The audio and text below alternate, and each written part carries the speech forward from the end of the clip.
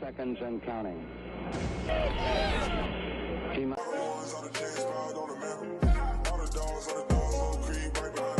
Hey, what's up, guys? Clitzy Entertainment here, back in another video, and today we are joined by a very special guest, Elite Takes Nico. Welcome to the channel, Nico. I'm very excited to have you on. Personally, one of my favorite TikTokers and follows on Twitter. And Nico is a big, I know he's a big Dolphins fan. He talks about the NFL a lot, but he is also from Houston, and he's going to give some thoughts on the Texans and their draft today, and just kind of go over, some hypotheticals for the Texans, pick 2 and 12. And first of all, Nico, can you drop where everyone can find you on social media? Sure. Yeah, I appreciate that intro.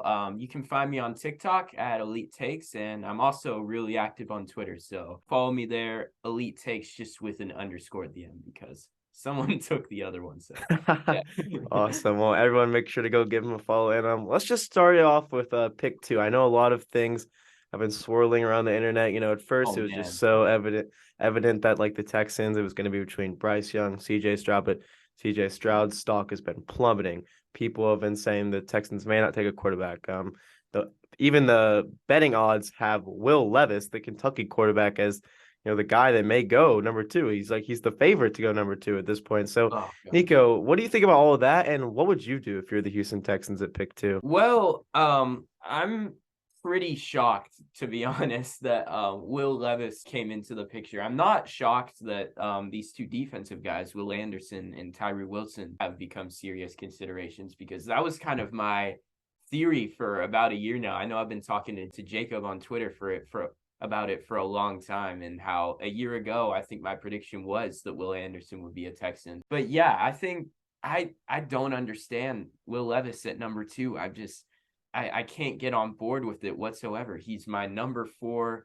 He's my number 4 quarterback by a solid margin. I just really like Stroud and Anthony Richardson a lot more. And I think Stroud specifically would just be such a solid pick for this offense that Houston is going to be running, because he's already like so polished in terms of mechanics and accuracy and seeing the field well. And I just like, they're coming out with all these reports saying that he doesn't have the game sense of other quarterbacks in this draft like Levis and Richardson. But I just, when I watch him play, I have a hard time getting on board with that. I think he's a pretty sharp quarterback, and as it stands, he's who I really would want the Texans to end up with at pick 2. I think that's in their best interest.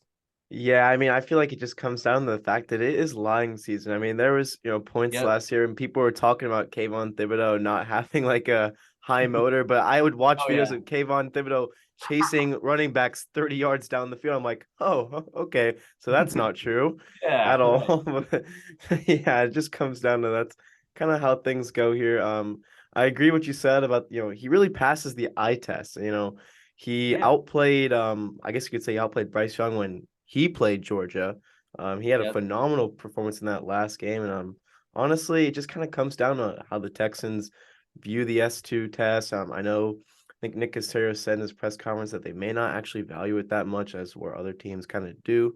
So that's definitely a factor to play in there. But Jacob, I know you were a big CJ Stroud guy, kind of coming into the season really. And what do you think about all the rumors and speculation about him? I mean, it's very interesting because, like you were saying, I think there's a good chance it's lying season for a lot of these teams, and then some team is trying to get him to fall to them.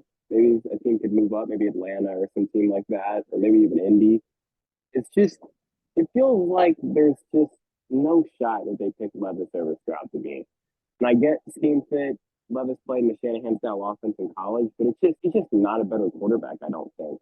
I No. think Stroud is better. But I think Exactly. Richardson's better.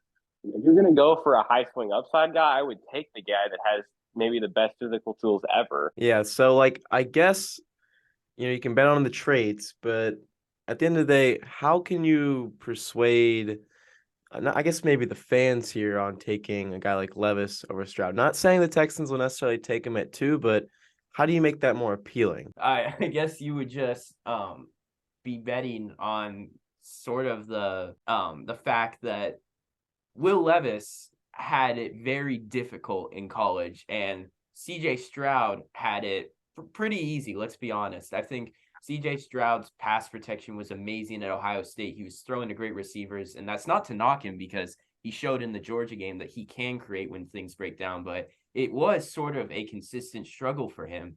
And with Will Levis, we see him playing behind a bad offensive line. We see that his play calling regressed significantly when Liam Cohen left for the Rams.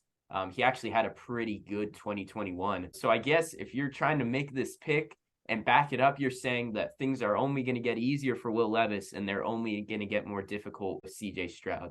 And I guess you're betting on the fact that Will Levis is going to be able to maybe adjust to the speed and difficulties of the next level better. But that's really the only way I could see them backing this up and appealing to fans. Yeah, I mean, I have to agree. I feel like it's just truly a bet on traits pick. Like, obviously, the upside is pretty high. I do like the 2021 film.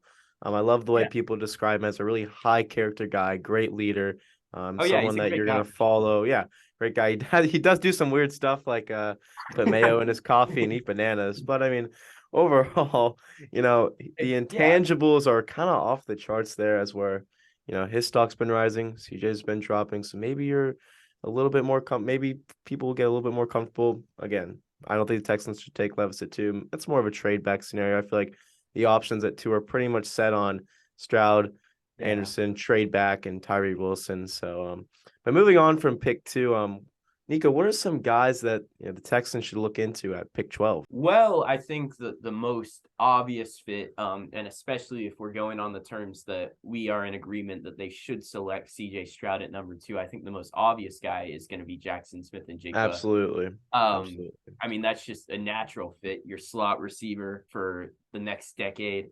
You can give John Mechie an opportunity to play on the outside, which he actually was pretty good at Alabama. And there's just not much of a chance that Jackson Smith-Njigba is not a perennial like 800-yard guy. He's like 21 years old. He's super young and he just knows how to play the position. He's such a good route runner, so good at tracking the ball, so good at sitting in zones. Like, God, I don't think that you can really miss with him. You can reach on him if you took him top 10, but I think 12 is fine value for him. But, that's the obvious one. And I guess some of the more interesting ones would probably be like Nolan Smith out of Georgia. I think that he's pretty clearly the number 3 edge rusher in this class. I think like in the weirdest of potential scenarios, if you were to end up with Jalen Carter, which I don't think is likely at all, but if you were, he would certainly be like the defensive version of coming out of the first round with Stroud and JSN. And then maybe, just maybe, if by some miracle Christian Gonzalez falls to pick 12, I think that'd be pretty hard to pass up on because that's literally giving you the best young cornerback duo in the league. That's what me and Drew were talking about earlier with Gonzalez. Like, if that guy fell to you at 12, even if you think you have a good cornerback room, you cannot pass on that situation. No. Yeah, I feel like pick 12, it really kind of depends on who's there. I mean, there's scenarios where JSN could go like to the Titans right before the Texans. Oh, yeah. Could go to the Bears at 9, put him with Justin Fields. I feel like Jalen Carter, probably goes in the top 10. That's what his agent was implying, but you never know. It's also a very likely scenario where the Texans, trade up. Maybe they trade down from 2, they gain more assets, and they're like, okay, now let's go from 12 to 8 to 7, something like that. Kind of just to guarantee they can get their guy instead of having a pick of the guys that are there. That's something that Nick Caserio has kind of consistently done. He traded up for John Mechie, he traded up for Christian Harris. Those were guys that were his guys. Him and Lovey identified them. They were super happy about the Christian Harris pick. I'm sure everyone's seen the video of Nick Caserio and Lovey Smith hugging each other and stuff after that. It was a very exciting moment for them. Very, very glad that Lovey Smith liked Christian Harris, and also really glad that he's gone too. So, yeah, at the end of the day, it comes down to the Texans identifying their guys, and that's something that really they should be doing. So it's not more so about being at pick 12. It's really just about getting the guy that you want. Yeah, I think that, like, especially if they really wanted to, I wouldn't be shocked if they want to move down from pick 2. If they like Tyree Wilson, for example, and know that everyone else is sort of going to be valuing Will Anderson and Jalen Carter more. So maybe you move down with, like, let's say Detroit all of a sudden decides that they want CJ Stroud or Anthony Richardson to be their quarterback of the future. But, or, they might just take Will Anderson at number 2 and then use that pick 12, and maybe you ship like 65 or next year's second round pick, and you move up with the Raiders, who are basically just looking to get more players, more impact starters on the field. So they'll take those extra premium picks, and maybe you move up to that spot, and by some miracle Anthony Richardson has slid, or even CJ Stroud. Like, I think that's a real possibility if the NFL does value this S2 test as much as some of the buzz is making it seem. Yeah, I mean, there's so many external factors that value into every single pick and every single decision that the general managers and coaches make. But before we go here, I want to hear one hot take from Nico and one hot take from Jacob on what we might see the Texans do in the NFL draft. All right.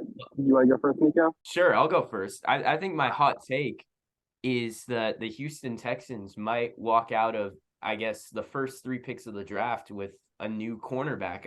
I've been sort of talking to Jacob about this. I'm not sure that just because you took Derek Stingley last year doesn't mean that you're not open to adding another starting corner on the outside. I think, like, especially with the value in this class, there's Witherspoon, there's Gonzalez, there's Joey Porter Jr. Those guys are all going to be available around the 7 to 12 range. And then there's like this other tier of borderline first round talents. Like, for example, you've got Cam Smith, you've got Emmanuel Forbes, maybe even Julius Brent. So I think that, like, where the Texans stand at 12 and 33 are going to be like gold mines, I'd say, to get a good value pick on one of these corners. And like, I think it really just depends on how much they're going to value like Steven Nelson going into next year, for example, which I don't think would necessarily stop them from maybe pulling the trigger on one of these guys if they're really high on their board. So I think the